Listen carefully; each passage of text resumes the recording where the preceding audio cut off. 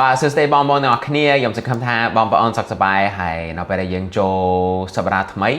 ខ្ញុំជឿថាបងប្អូនបានរៀនថែមទៀតហើយសប្តាហ៍ហ្នឹងយើងរៀនអំពីរបៀបប្រើ Canva យើងហៅ Google Workspace អាហ្នឹងពាក់ព័ន្ធជាមួយ Google Gmail Doc Sheet Drive ហើយ Calendar ហើយសប្តាហ៍ហ្នឹងយើងរៀនរបៀបប្រើ Canva ទាំងអស់ហើយថ្ងៃហ្នឹងយើងផ្ដោតលើរបៀបយើងប្រើ Gmailហើយមួយទៀតរបៀបប្រើ calendar បាទមូលហេតុយើងចឹងបរៀនរបៀបប្រើ Gmail ហើយ Canva Google Workspace អាហ្នឹងសំខាន់នៅពេលដែលយើងធ្វើបេសកជននៅប្រទេសខ្មែរឬក៏យើងចេញពីក្រៅប្រទេសខ្មែរយើងត្រូវការរៀនរបៀបមានតំណែងល្អជាមួយអ្នកជួយ support យើងហើយដូចជាបើសិនជាយើងមានអ្នក support យើងមកពីក្រៅប្រទេសដូចមកពីអាមេរិកឬក៏អឺរ៉ុបយើងត្រូវការចេះប្រើ Canva Gmail ព្រោះអាហ្នឹងរបៀបយើងមានតំណែងជាមួយអ្នកជួយ support យើងហើយមួយទៀតយើងត្រូវការរៀនរបៀបប្រើ Drive Calendar Doc ហើយ Sheet ព្រោះអាហ្នឹង Canva ផ្សេងដែលជួយយើងធ្វើបនកិច្ចល្អបើសិនជាយើងធ្វើការជាមួយបនកិច្ច DTS ឬក៏យើងធ្វើបនកិច្ចមូលដ្ឋានយើងត្រូវការរៀនរបៀបប្រើ Canva ហ្នឹងព្រោះអាហ្នឹងជួយយើងរៀនរបៀបប្រើប្រព័ន្ធរបស់យើងក្នុងមូលដ្ឋានយើងថ្ងៃហ្នឹងយើងចង់បដោតលើរបៀបបង្កើត email តាម Gmail ហើយមួយទៀតរបៀបប្រើ calendar បាទបើសិនជាយើងមើលអ៊ីនធឺណិតរបស់យើងហើយយើងចូលមើល gmail.com អាហ្នឹងកន្លែងដែលយើងចូល email របស់យើងហើយដាក់ដំបូងយើងត្រូវការដាក់ email របស់យើងឈ្មោះគ្រួសារ @ywampoipet.org ហើយនៅពេលដែលយើងសរសេរអាហ្នឹងយើងចុច next ហើយយើងវាយ password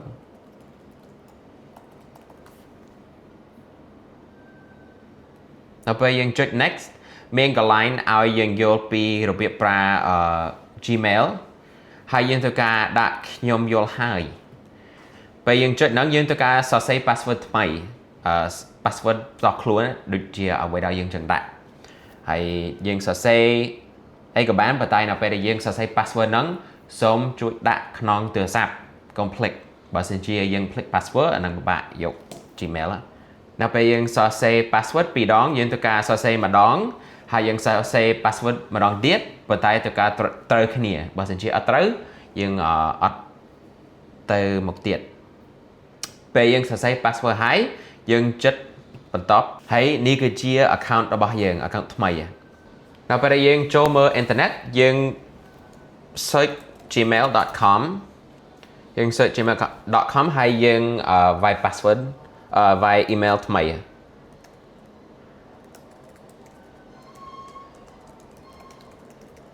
ហើយនៅពេលដែលយើងចូល email របស់យើងអត់សូមមានអីក្នុង Gmail ប៉ុន្តែខ្ញុំជួយបង្ហាញរបៀបប្រើGmail របស់យើងហើយទីមួយនៅពេលដែលយើងចូល email របស់យើងខ្ញុំចង់បរៀនរបៀបសរសេរ email ថ្មីហើយផ្ញើអ្នកនៅមូលដ្ឋានយើងនៅពេលដែលយើងចង់ផ្ញើ email យើងចុច compose បើកន្លែងមាន pick ដូចនេះចុចអាហ្នឹងហើយយើងឃើញមាន new message អាហ្នឹងមានន័យថា email ថ្មីហើយនៅពេលដែលយើងចង់ផ្ញើ email ទៅឧទាហរណ៍ទៅខ្ញុំផ្ញើ email ទៅខ្ញុំយើងត្រូវការវាយ email របស់អ្នកចង់យើងផ្ញើ levibrill@ywampoipet.org ហើយយើងដាក់ subject អាហ្នឹង subject ដូចជាអ្វីដែលសង្ខេប email របស់យើងដូចកុំសរសេរយូរពេក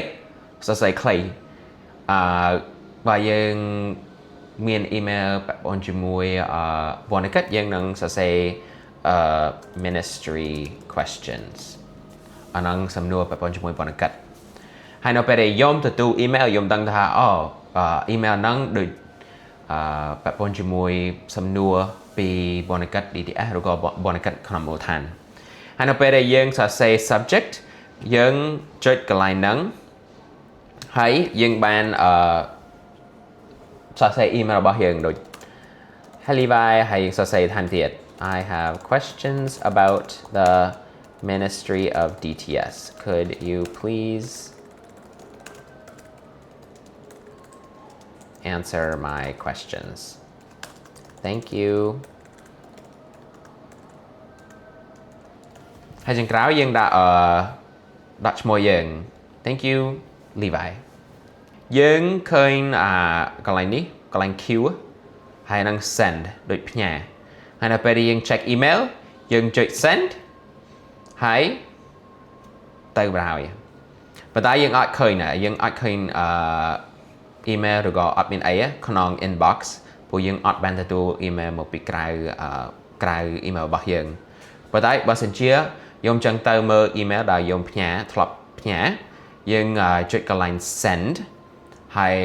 ខ្ញុំបានឃើញ email ដែលខ្ញុំផ្ញើដូចជាមុនយើងផ្ញើ email ទៅ Levi ហើយខ្ញុំឃើញ ministry questions បើខ្ញុំចុច about ហ្នឹងយើងឃើញ I have questions about the ministry of DTS could you please answer my questions បាទហើយ activity មួយទៀតដែលខ្ញុំចង់រៀនទៅបងប្អូនទាំងអស់គ្នាពាក់ព័ន្ធជាមួយ Google Calendar Google Calendar កន្លែងដែលយើងបានធ្វើកាយវិភាគតខ្លួនឬក៏យើងបានដឹងពីកាយវិភាគមូលដ្ឋានហើយនៅពេលដែលយើងចង់បង្កើតសកម្មភាពពាក់ព័ន្ធជាមួយកាយវិភាគតខ្លួនយើងចុច create ហើយចុច event ហើយនៅពេលដែលយើងចុច event មាន menu មកបោកហើយយើងបានសរសេរចំណងជើងរបស់សកម្មភាពហ្នឹងហើយយើងធ្វើឧទាហរណ៍មួយនៅពេលដែលយើងចង់ដាក់ក្នុង calendar យើងចង់ដាក់យ៉ាំអាហារពេលព្រឹកយើងត្រូវការដូរម៉ោងដូចអាហារពេលព្រឹកចាប់ផ្ដើមម៉ោង7កន្លះពេលព្រឹកដល់ម៉ោង8ពេលព្រឹកហើយពេលយើងចុចហ្នឹងយើង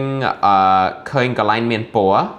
បើយើងចង់ដូរពណ៌យើងចុចកន្លែងពណ៌ហើយយើងបានជ្រើសពណ៌ផ្សេងឧទាហរណ៍ខ្ញុំចុចចិត្តពណ៌ពន្លឺហើយខ្ញុំដាក់ហ្នឹងហើយពេលយើងដាក់ហើយយើងចុច save រកកន្លែងពណ៌ Q ហើយយើងដាក់ save ពេលយើងចុច save